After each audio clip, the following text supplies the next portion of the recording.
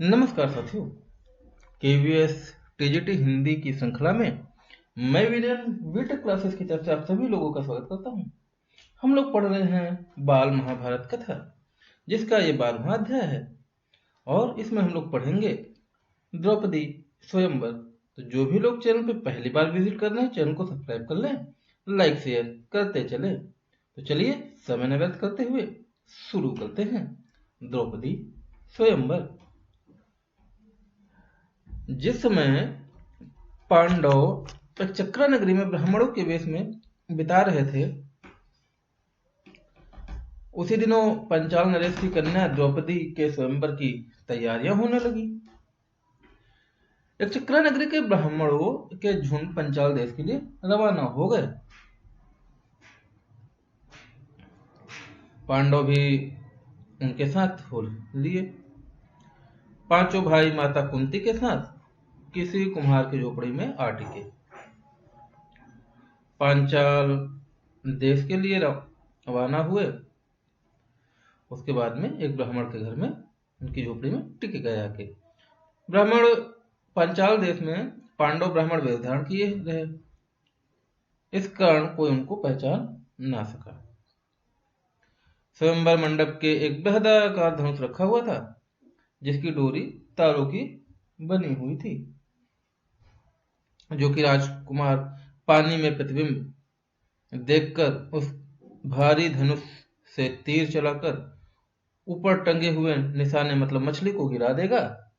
उसी को द्रौपदी वरमाला पहनाएगी। ऐसा ये स्वयंवर की शर्त उनके पिताजी ने रखी थी, महाराज द्रुपद ने।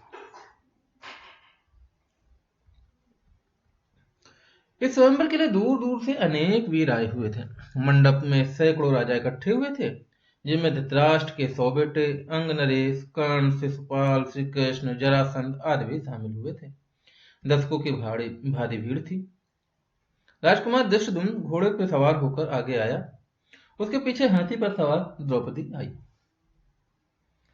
हाथ में फूलों का हार लिए हुए राजकन्या हाथी से उतरी और सभा में पदार्पण किया। राजकुमार धृष्टद्युम्न अपनी बहन का हाथ पकड़कर उसे मंडप के बीच में ले गया। तो इस तरीके से राजकुमारी का जो है आना होता है, और वो जो है वरमाला लिए हुए हैं स्वयंवर के लिए, और धृष्टद्युम्न उनका जो भाई है वो आगे आगे चलता है। इसके बाद एक एक करके राजकुमार उठते और धनुष पर डोरी चढ़ाते, हारते और अपमानित होकर लौट जाते। कितने ही सुप्रसिद्ध वीरों को इस तरह मुंह की खानी पड़ी। शिशुपाल, जरासंध, शल्य व दुर्योधन जैसे पराक्रमी राजकुमार तक असफल हो गए। जब कर्ण की बारी आई तो सभा में एक लहर सी दौड़ गई। सबने सोचा अंग नरेश जरूर सफल हो जाएंगे। कर्ण ने धनुष उठाकर खड़ा कर दिया और तान कर तंजा शुरू कर दी। डोरी चढ़ाने में अभी बाल भर की ही कसर रह गई थी। बाल भर मतलब बहुत ही थोड़ी सी, कि इतने में धनुष का डंडा उनके हाथ से छूट गया और उछलकर उनके मुंह पर लगा। अपनी चोट सहलाता हुआ कर्ण अपनी जगह पर जा बैठा। इतने में उपस्थित ब्राह्मणों के बीच से एक तरुण उठ खड़ा हुआ। ब्राह्मणों की मंडली में ब्राह्मण वेशधारी अर्जुन को यूं खड़ा होते देखकर सभा में बड़ी हलचल मच गई। लोगों में तरह तरह की चर्चा होने लगी। तब अर्जुन ने धनुष हाथ में लिया, उस पर डोरी चढ़ा दी। उसने धनुष पर तीर चढ़ाया और आश्चर्यचकित लोगों को मुस्कुराते हुए देखा। लोग उसे देख रहे थे। उसने और देरी न करके तुरंत एक के बाद एक 5 बाण उस घूमते हुए चक्र में मारे, जहां हजारों लोगों को देखते देखते निशाना टूटकर नीचे गिर गया। सभा में कोलाहल मच गया, बाजे बज उठे। उस समय राजकुमारी द्रौपदी की शोभा कुछ अनूठी हो गई। वह आगे बढ़ी और सकुचाते हुए लेकिन प्रसन्नता पूर्वक ब्राह्मण वेश में खड़े अर्जुन को वरमाला पहना दी। वरमाला का यह समाचार सुनाने के लिए युधिष्ठिर, नकुल और सहदेव तीनों भाई मंडप से उठकर चले गए। परंतु भीम नहीं गया। उसे भय था कि निराश राजकुमार कहीं अर्जुन का कुछ करना बैठे। भीमसेन का अनुमान ठीक ही निकला। राजकुमारों में बड़ी हलचल मच गई। उन्होंने शोर मचाया। राजकुमारों का जोश बढ़ता गया। ऐसा प्रतीत हुआ कि भारी विप्लव मच जाएगा। यह हाल देखकर श्री कृष्ण, बलराम और कुछ राजा विप्लव मचाने वाले राजकुमारों को समझाने लगे। वे समझाते रहे और इस बीच भीम और अर्जुन द्रौपदी को साथ लेकर कुम्हार की कुटिया की ओर चल दिए।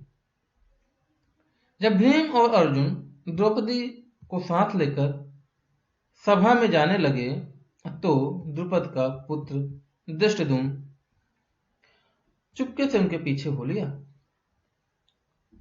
कुम्हार की कुटिया में उसने जो देखा उससे उसके आश्चर्य की सीमा न रही। वह तुरंत लौट आया और अपने बोला पिताजी, मुझे तो ऐसा लगता है कि ये लोग कहीं पांडव ना हो। द्रौपदी उस युवक की मृगशाला पकड़े जब जाने लगी तो मैं उनके पीछे हो लिया। वे एक कुम्हार की झोपड़ी में जा पहुंचे। वहां अग्निशिखा की भांति एक तेजस्वी देवी बैठी हुई थी। वहां जो बातें हुई उनसे मुझे विश्वास हो गया कि वह कुंती देवी ही होनी चाहिए।